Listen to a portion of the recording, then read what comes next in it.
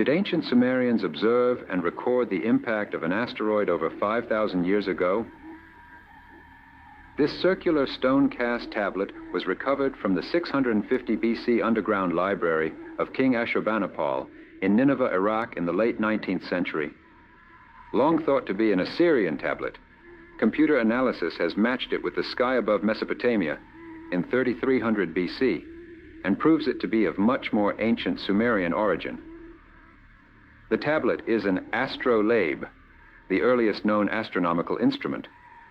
It consists of a segmented, disc-shaped star chart with marked units of angle measure inscribed upon the rim. For over a century and a half, the tablet, known as the planisphere, has puzzled scholars.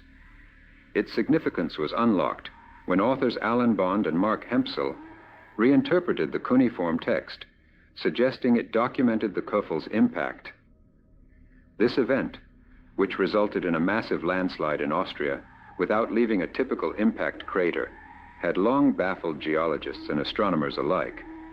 The planisphere tablet, with its intricate drawings of constellations and celestial notations, serves as a testament to the advanced observational skills of the Sumerians. Using modern computer simulations, researchers have reconstructed the night sky as it appeared over Mesopotamia on the eve of the impact, revealing the meticulous records kept by Sumerian astronomers of an object large enough to be noted in detail as it hurtled towards Earth. The trajectory and size of the asteroid, as recorded on the tablet, align with the geological evidence found at Kufl's. The asteroid's low-angle approach and subsequent explosion over the Austrian Alps explain the absence of a crater and the extensive landslide that puzzled scientists for centuries.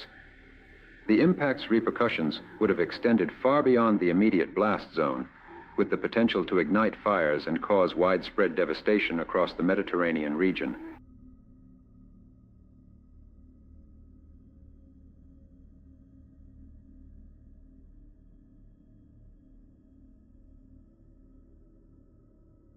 I tried to tell you that those old fireplaces wasn't used for burning coal and wood, and you didn't believe me. But when I say I got your ass, oh, I've got your ass. So, this is how the fireplace used to work. There would be a metal plate at the back of the firebox which would reflect infrared rays when the fireplace was heated up. There would also be 2 ether capacitors in the fireplace which provokes eddy currents in the metal frame which transmits them to the metal plate at the back. Eddy currents are current loops formed over conductor surfaces due to changing magnetic flux. They are useful in induction heating, levitating, electromagnetic damping, and electromagnetic braking. So the fireplace and the roof are both connected by metal bondings through the chimney. The whole construction becomes one solid conductor, and then the energy that's gathered from the ether gets converted into heat. In other situations, they even used radium for heating. I guess that's the reason why we're still calling radiators even till this day. I mean, come on, brother. Do you really think they was burning wood and coal in these fireplaces? That's what the savages did when they came along and found these empty buildings, because they didn't know how to use the technology. And the size of the fireplace definitely wasn't built by us. So yeah, I've said this many times before. The eyes are useless when the mind is blind.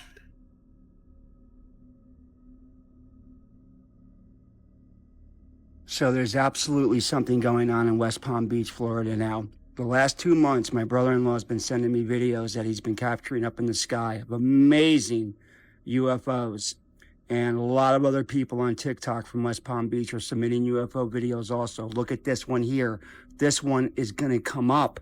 This one is actually under the water and is right about to rise up and out. So he kept videoing, he says, and then he briefly stopped for a second, and he said both of them were gone together. They both like zoomed out, gone, blinked out together.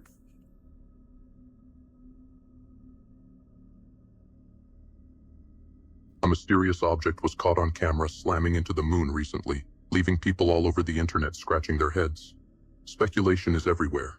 Is this a comet, a meteor, a spaceship? Even experts aren't sure. What they do know is this: the impact was recorded by an amateur astronomer using a telescope, and the footage is truly mind-boggling. And there's more to this story. Witnesses online say that after the impact, the object seemed to behave oddly, moving in ways they couldn't explain. Some say it defied physics, while others claim to have seen shapes or lights within the object itself. Social media is ablaze with theories. Some say it's proof of extraterrestrial life. Still others believe it's a natural event yet to be explained.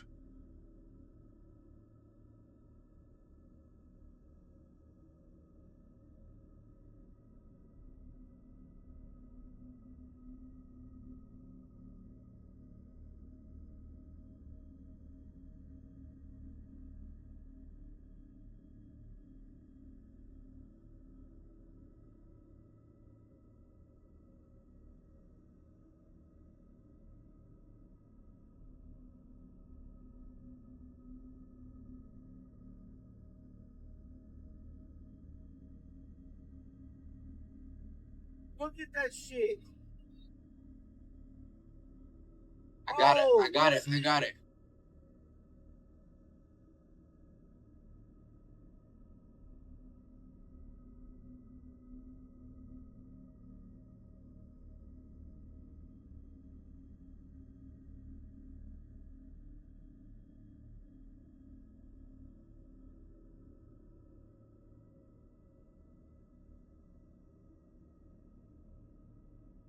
On November 7th, 2006, in broad daylight, something completely unexplained hovered over Chicago O'Hare International Airport, one of the busiest airports on Earth, directly above Gate C-17, surrounded by planes, pilots, ground crews, and air traffic controllers.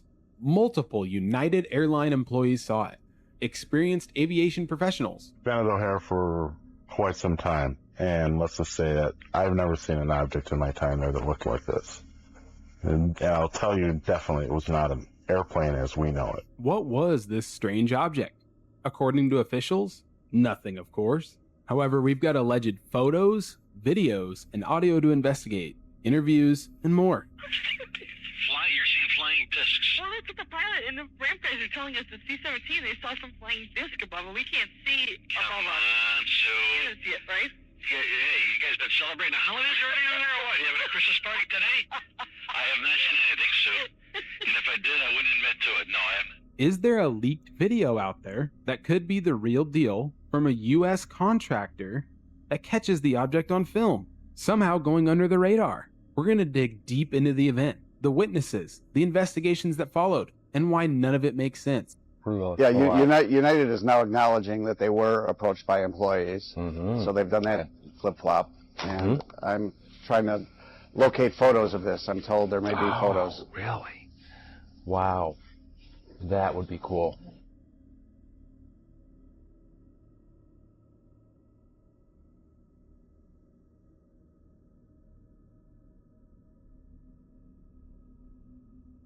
On September 17, 2016, a police helicopter over the Bristol Channel in Wales tracks this spherical object on thermal camera for 8 minutes.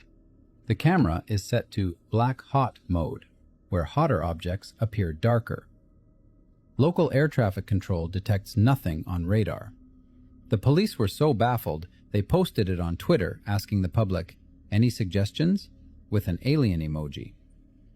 After former police officer Gary Hesseltine fought for 3 years to obtain this footage through Freedom of Information requests, the full footage was released.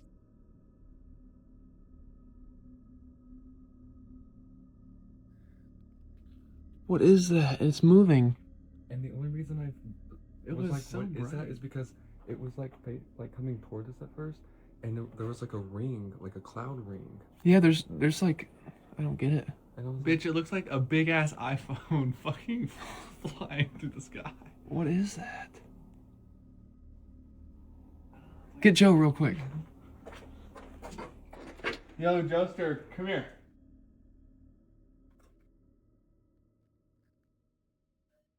Nate just want you to see what this is. Come close, quick, or else it's gonna go away. That thing. What is that? I don't know. Look. It's still there, man. What? I wonder if it'll show in this video. Like, Well, it looks. I mean, it like. There was like clouds around it, and there was like the only reason I noticed it is because there was like a whole. It looked like a ring of smoke around it. That's weird. It's not a plane. It's moving like up and down. There's like a tiny little dot flying right next to it. Oh, yeah. Is that wingtips? No. No. On the other side? There's not one on the other side. I think I see. Or is that the front? You see? You talking about this thing right here? So, that thing right in front of it? Yeah. Like I see two lights right now. Yeah. But that's so those are weird. not wingtips. I see the light you're talking about. Is that a helicopter? Is that like the tail light or something? But it would make. What the hell did that just flash?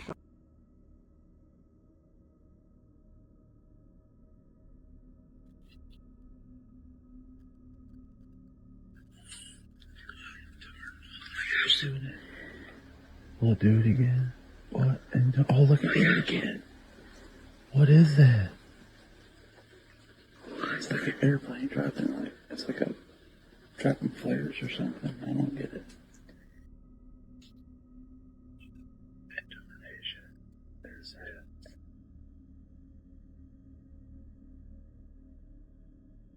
Mr. Blind Piano Player Stevie Wonder is lying about being blind and can see just fine. Music legend Stevie Wonder has been blind since he was a baby, but there's a big conspiracy theory that he's not because he does things like perfectly catch falling microphones right into his hand, frequently sit courtside at NBA basketball games, and take very accurate photos of people, point the camera right at them when his very famous friends in the industry even stay exposing him. Maybe he thinks being a blind piano player is a cool brand. I've been spending my whole life with him thinking he can see.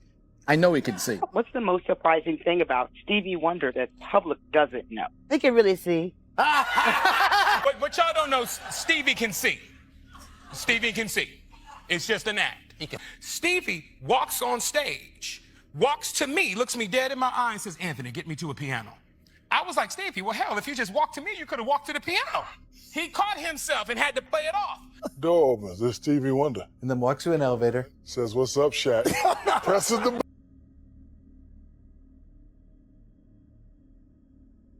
If Earth is a ball, why is NASA hiding the edge of the world? And why can't you go there? You've been told the Earth is round for your entire life. But NASA has spent billions making sure you never get near the edge. Think about this. Why do Antarctica and space missions seem so closely guarded? NASA tracks every rocket launch, but they can't show you the edge. They'll show you CGI images, show you aliens and Mars, but never the true edge of the Earth. Why not? Because Antarctica and the ice wall around our world are restricted zones, off limits to the public. The reason? The edge would reveal the truth, that Earth is flat, and they've been hiding it behind a lie for centuries. The deeper you dig, the more you see they're trying to cover up a simple truth. Earth isn't a ball, it's a flat plane.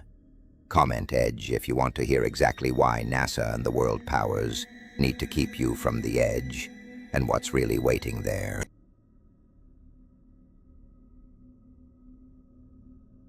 Nobody ever questions picture day. Every year, strangers photograph your face. Same pose, same lighting, from childhood to adulthood. That's not nostalgia. That's a biometric timeline. And it's not spread out. Nearly half of all U.S. school photos went through one company, LifeTouch, bought by Shutterfly, then absorbed by Apollo Global Management. And who owns Apollo? Vanguard, BlackRock, the same names behind defense, tech, media, everything. Now add this, those firms are also top shareholders in Palantir, founded by Peter Thiel, investor in Clearview AI, the facial recognition company sued for scraping billions of faces without consent.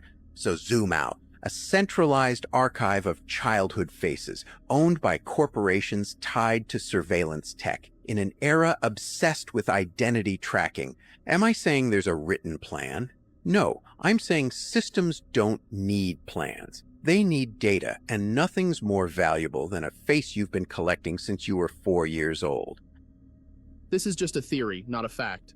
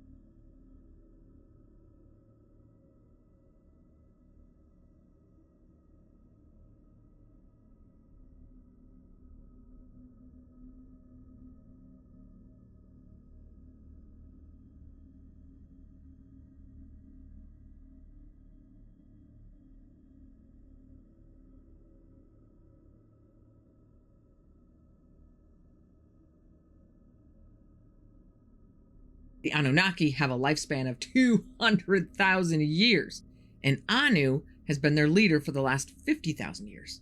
Anu has two sons, Enlil and Enki. Enlil works with their scientists to figure out that they can save the planet if they spray microscopic gold particles into the atmosphere to reflect the sun's radiation coming through the non-existent ozone. The only problem is they don't have any gold. So they set out searching for planets who do and found Earth. They know Earth has life, but it's just a few primitive bipedal creatures who are less than half the size of the Anunnaki. So they figure if we have to, we can take them. So they send out a party of 300 Anunnaki and 600 Igigi headed to Earth with a mission of setting up a city and mining Earth's gold. The Igigi are actually a separate alien civilization that had been conquered by the Anunnaki many years earlier and made into their own personal slave force. So once they land on Earth in the area that we know today as Mesopotamia, the Anunnaki, under the rule of Anu's son, Enki, put the Igigi to work building a settlement called Eridu, giving them all of 7 days to do it. The Igigi are a little grumpy, but they get it done, and then move on to digging for that gold. And dig they did. For about 150,000 years, with ships arriving regularly to take the gold back to Nibiru. But it's not enough. They need more gold. Enki tells the Igigi, work harder.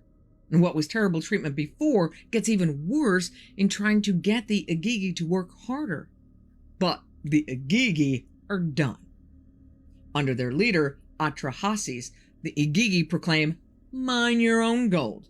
They collapse the mines and attack the city. They lose and are quickly brought back under control, but the Igigi still refuse to go back to work. Enlil, who's like the top administrator guy, says they're treasonous, they all gotta go. But Enki, more of a science guy, says, slow down, we're not gonna kill them. I got a way better idea. Let's use the locals. They're not really smart enough right now, but if we give them a little of our DNA, I'm sure we can come up with something smart enough to work the mines, but not smart enough to ask questions. Takes a few tries to get it right, giving us a few mistakes along the way, like the Cyclops, but they managed to develop a race of hominid that we know today as Homo sapien, the first of which they name Adamu, which means first man in Sumerian. And if you haven't guessed already, how long ago did Homo sapiens enter the fossil record, according to mainstream archaeology? About 300,000 years ago, right about the time the Igigi call it quits. So, okay, problem solved. Now we have this custom-made local forest to dig for us, and the mining continues. But it turns out that human nature isn't just for humans. I don't know if it's out of boredom or because after being here 150,000 years, he's starting to get the itch to settle down and start a family or what, but Enki starts eyeing the human women and starts messing around. Big no-no. But he does it anyway, and to no one's surprise, has a son named Adapa. So Adapa, being part Anunnaki and part human, is a little smarter than the other humans. And his lineage starts asking questions. Why are we mining gold? Gold must be important. I want some of that. Beginning our preoccupation as a species with gold as a valued commodity. And Adapa's offspring are not as docile as their forefathers. They fight back. And either through violence or attrition, the new aggressive human 2.0 thrives, and the more docile human 1.0 dies out. But human 2.0 turns out to be a little too successful. They overpopulate the cities and start riots over the lack of food. Enlil, ever the administrator, tries to control the violence by thinning the population through plagues and famine. Enki intercedes on their behalf, and a deal is struck that humans would have to leave the city of Eridu, including its lush and beautiful garden named Eden, and fend for themselves in the real world. So they do, and spread themselves out all over the planet. Now, some humans retain their relationships with the Anunnaki, producing hybrid offspring that sometimes, to humans at least, are giants.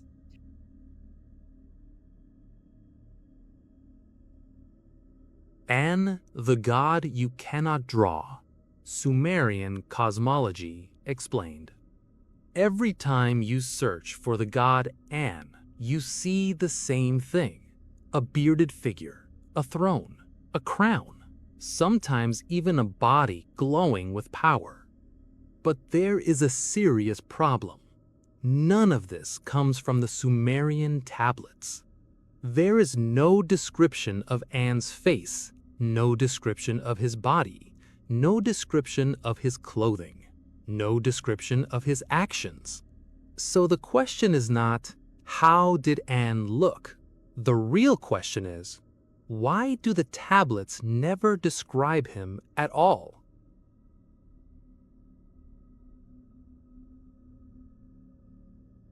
I think last month, they found proof to a story that happened in the Bible. So, you ever hear the story of Sodom and Gomorrah? Oh, no. I thought it was the Red River. No, it's not that. It's Sodom and Gomorrah. In the Bible, there was a city, and people in the city were sinning, and they're doing terrible acts, right? And God wanted to punish the city, and he said, okay, I'm gonna send fire to destroy it. Before continuing, I wanted to warn you guys that more and more people have reported that their phones were being spied on by a Blue Radio app. This can appear on your phone at any time. To check that this does not happen, click on this icon, then on more. If you see it, delete it immediately. But I'm gonna warn this family there that I think they're good people. And it happens to be this family of this guy named Lot. Now, Lot, he had like a couple of his family members. The angels came to him and warned him, hey, you guys have to leave because the city's gonna go up in flames. So they all dipped, they all left out. Immediately, when they started leaving, balls of fire started hitting the city. Holy shit. Boom, boom, boom. And it started like engulfing the entire city into flames. It was crazy.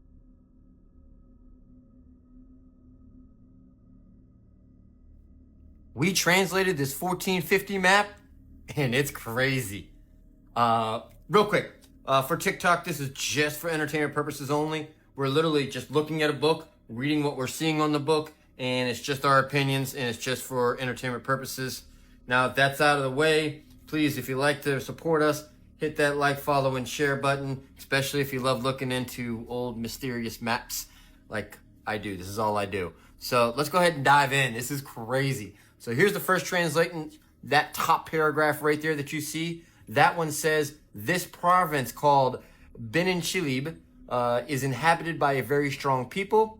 They are a great population and live in the strongholds of caves, rivers, and mountains. These people have faces like donkeys, and this land could never be subdued by the Romans.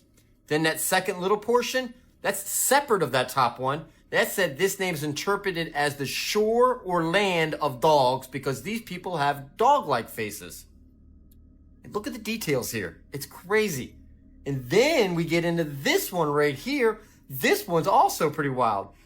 This one says, there are some historians who speak of a spring or fountain of the Garma Mantis, which at night is so hot that whoever puts their hand in it gets burned, and by day so cold that one could not endure it. They also speak of these Ethiopians telling many marvels, especially of the Panaphagi, which are people who eat everything, and then the Anthropophili, man-eaters, and then the Coelencephalia, which are the dog-headed people, and the Basilics, and also various monstrous animals, serpents, dragons, basilics, and other wonders which I cannot describe.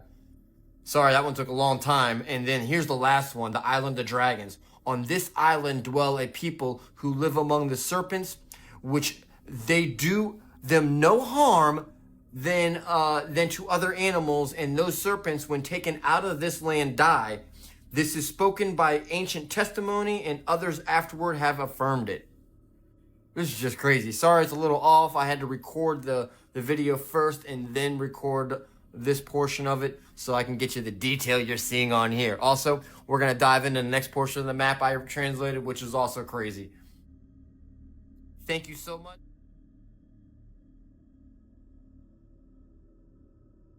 This is called the Old Man of the Mountains, located Ute Valley in Colorado, USA. Ever heard seeing is believing? What do you believe?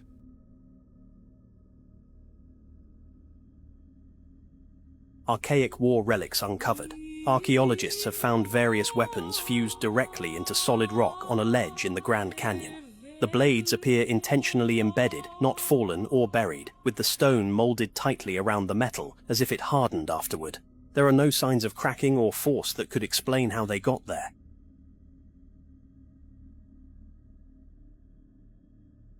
This is not a rock, but a tree. Arizona's petrified trees, in Petrified Forest National Park, are over 200 million years old. Minerals slowly replace the trees, cell by cell, locking in bark, rings, and vibrant colors created by iron and copper. These trees grew when Arizona sat near the equator on the ancient supercontinent Pangaea.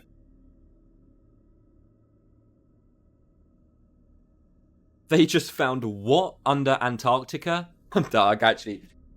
We all know this lovely place right here, Antarctica. Well, none of us really do, it's a bit sus. There's a lot of theories about what's actually going on in this place, but scientists have recently made another shocking discovery. Of course they have. You probably remember the last few years they've actually been drilling like miles, and I mean miles, under the ice in this place. Not underneath the pyramid, that's still there somewhere, and obviously all the other strange things that people try and dig up and say there's something weird going on there. But just under the ice in general, they've been discovering species, and they discovered some kind of landscape that could have been an old land. But this is genuinely pretty groundbreaking. Not to do with aliens and stuff, but, you know, more normal stuff. They used LiDAR and radar technology to basically scan underneath, like miles and miles underneath, to see what would have been here thousands, if not millions and millions of years ago. And what they found is this. Well, what's that, Matt? Well, it's basically a map of what Antarctica would have looked like back in the day. It's basically the terrain of the country. Valleys, hills, flat plains. This place would not have just been covered in ice. In fact, this photo here is actually a mock-up of what Antarctica probably looked like in the prehistoric times. So is this one. And yeah, it's like a pretty nice place, but wouldn't want to run into the inhabitants. Of course, this research is ongoing, and although this is extremely groundbreaking, literally, there's going to be a lot more to come, so I will keep you updated.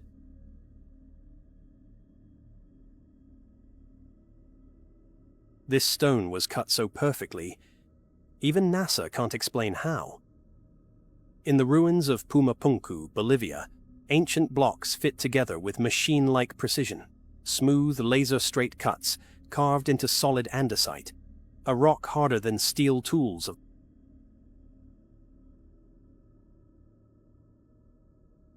3,000 years ago, things still not explained. Ancient scissors were so unique and so sharp, they still cut. This guy explained how ancient Egyptians built the pyramids. After this, he was not seen.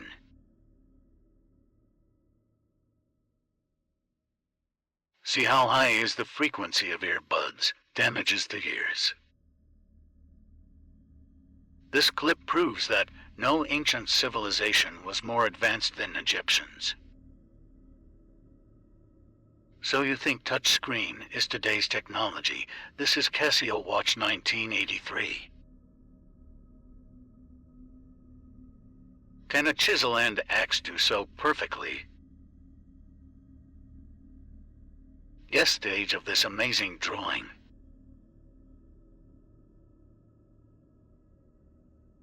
Again, can axe and chisel do this?